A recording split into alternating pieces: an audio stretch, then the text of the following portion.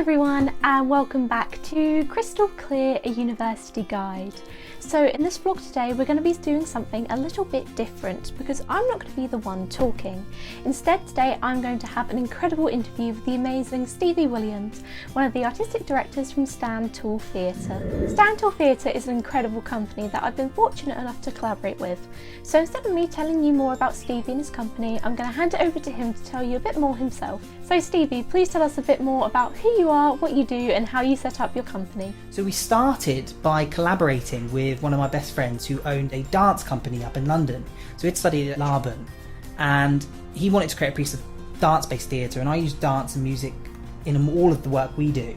So we thought, okay, perhaps we can create a performance together. So we did. We created a performance called Miscommunicate that toured in Croydon at Theatre Utopia, and it was a really stunning piece of theatre made from afar, which is very relevant now.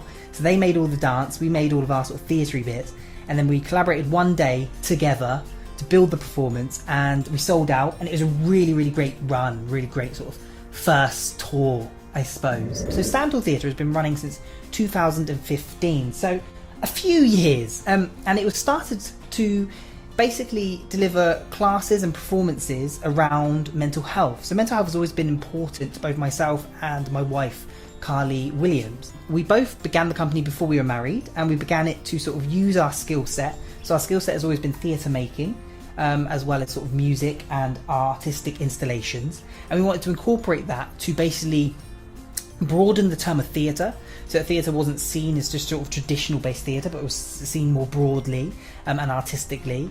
And we wanted to work with different charities and organisations to basically use mental health as a talking point, to open up that conversation.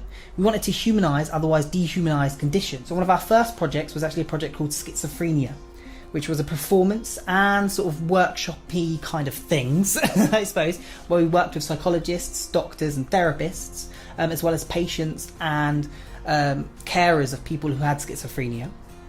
And those people added their voice into a piece of performance that we then toured. So we initially toured in Portsmouth, and then we took that up to London, and we performed off the West End at Tristan Bates Theatre. We worked with this lovely organisation, this lovely charity called Met Free Music. And the mission of the charity was they allow people who are suffering with mental health to come in and record albums and songs based on their experiences. And so they gifted us around about, I think it was 3 or 4 songs that we then incorporated into the performance. We then used those to sort of build the performance around. We then moved into creating installations we've run for companies like Good Mental Health Cooperative, where we installed things at like Portsmouth Cathedral, as well as sort of Aspects Gallery, things like that. Whilst doing this, we also created and established a workshopping practice that enabled us to reach young people and adults and build up their confidence by using drama. Thanks so much, Stevie. The questions I'm going to be asking today are questions that I've gathered from people at the University of Chichester, where Stevie is an alumni from, but also theatre makers and performers that I know from outside of university. And these questions he's going to answer to help us young people go into the industry. The first question today is, how do you set up your own festival? We've done festival circuits such as Brighton Fringe and Edinburgh Fringe. Doing the circuit is very different from trying to set one up yourself. So what happened was we were approached by a fantastic drama therapist, Harriet Garbs. And Harriet Garbs was doing a walk.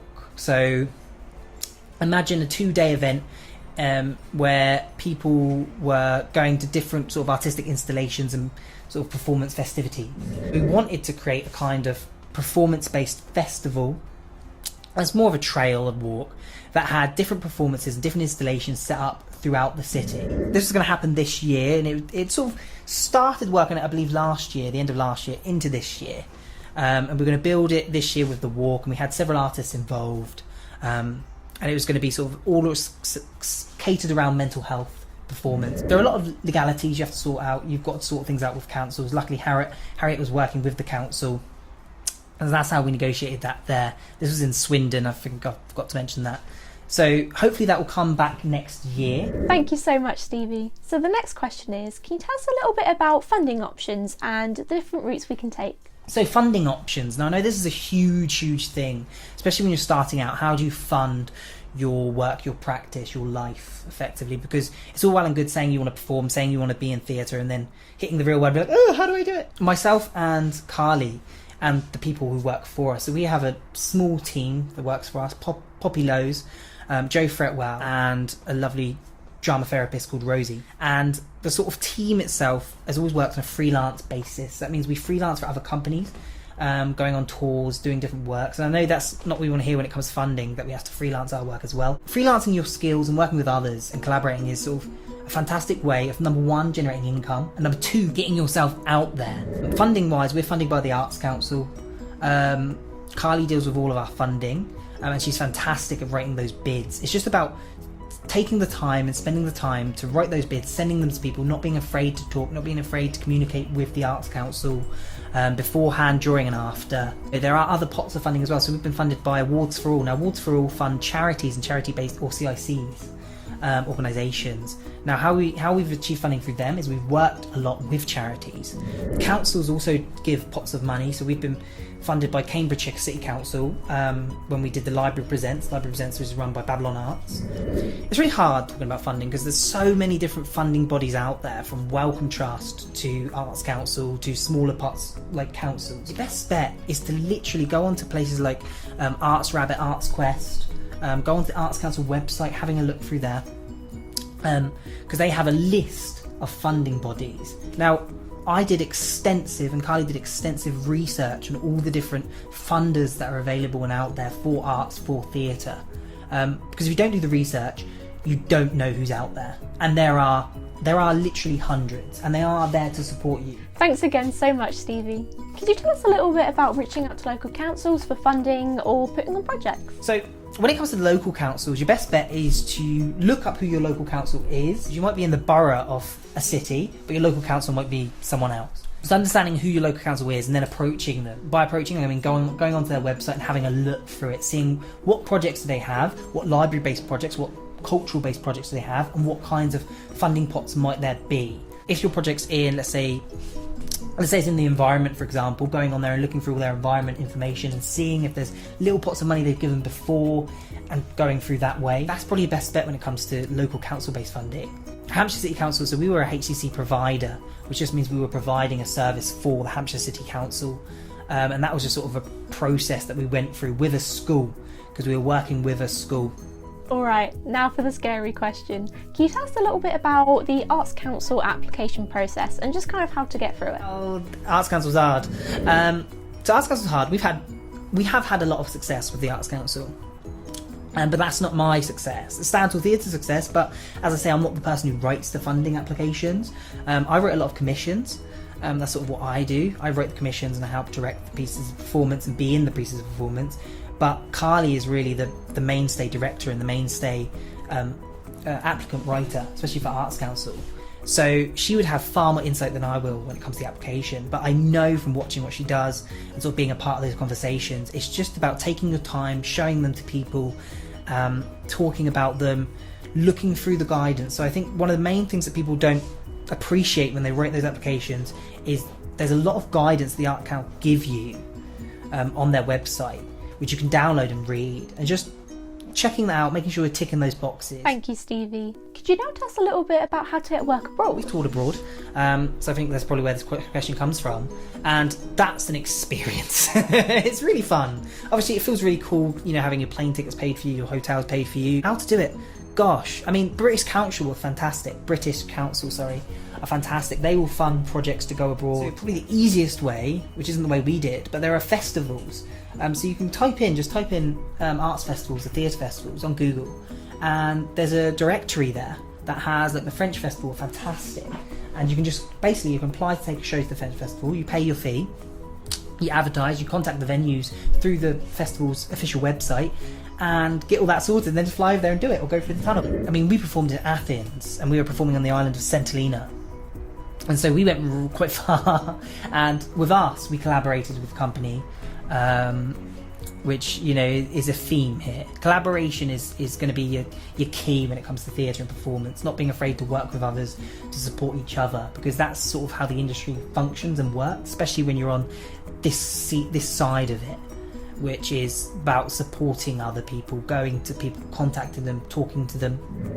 British Council, they'll fund a project, looking at festivals and sort of self-doing that yourself, self-starting, as it were. Collaboration, again, looking for those bids, not being afraid to see bids from other countries, because other countries have different projects that will take you out there. There are platforms for getting abroad.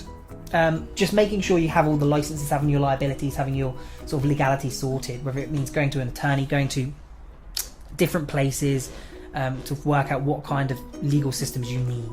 Thanks so much, Stevie. Could you tell us a little bit about how you got into the industry after you graduated? After I graduated, and after Carly graduated, it was really interesting because actually I became a care worker. So I trained in care because I needed money, and I started freelancing in teaching and coaching. It wasn't until, I don't know, a year? Yeah, I guess it was a whole year. So after a year is when we decided to stop that, be really, really poor for a while, and just make our own company. And we just sort of did it. You know, we went through the legal systems, Companies House, etc. Contacted a venue. We're like, hey, can we put on a show? They were like, okay. So we were quite lucky.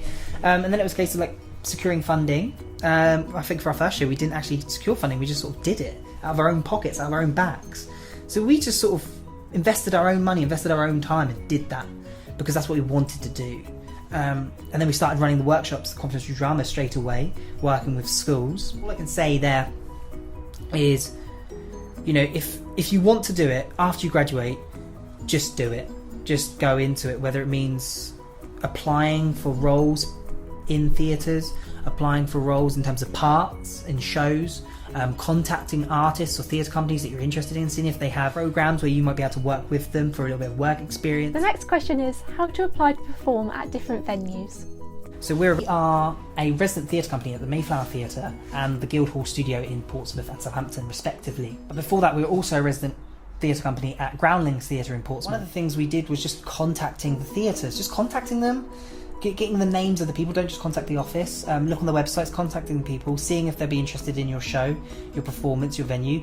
I mean, we did the festival circuits. That just means applying for the festival. Then it gives you a list of venues to contact. Contact the venues that are appropriate for the performance you're doing.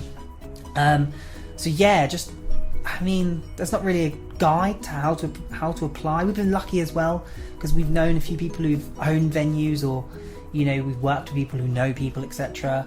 So again, collaboration, like seeking out people to collaborate with, seeking out commissions. I think one of the most important things for an artist or theatre maker to do is look for commissioned work. Can you tell us a little bit more about how to make it in the industry without an agent, but also how to network with different people in the industry? Working, going to events, going to festivals, going out, talking to people, sending emails to people's names, so searching up people's names in organisations, sending them nice, polite emails, being friendly, reaching out on Twitter, reaching out on Instagram, you know, using social media for its benefits, not its negatives. It's a really powerful tool that you guys have in your toolbar. Making work and putting that out there, people will see it, people will notice it, and then when you do contact them, they'll see what you've done. How to make it without an agent? Using online agents, I suppose. Talking to people, I mean, when we set the company up, we just worked with people. That's how we did it. So, I mean, without an agent, just use things like Star Now, use things like other online services that have access to people and networks, especially if you want to just get into the acting side. Contacting theatre making companies, so companies that are making theatre and shows. Going on the Arts Council website /jobs and searching on there. Just highlight just a bit that says theatre or film, and then it'll bring up a list of people that are sort of auditioning. That's a great way of getting direct auditions. And last but not least, have you got any last words and advice for people entering the industry after uni? Keep trying to tell those stories that matter. Keep trying to make those voices that need to be heard. Keep supporting each other. Keep collaborating. And guys, look after yourselves. Keep strong. Keep cool. Keep standing tall. Thank you so much to Stantor and Stevie for answering our questions today, and thank you so much to the viewers for watching Crystal Clear, a University Guide. Join me next time for more advice and tips and my journey in the university experience.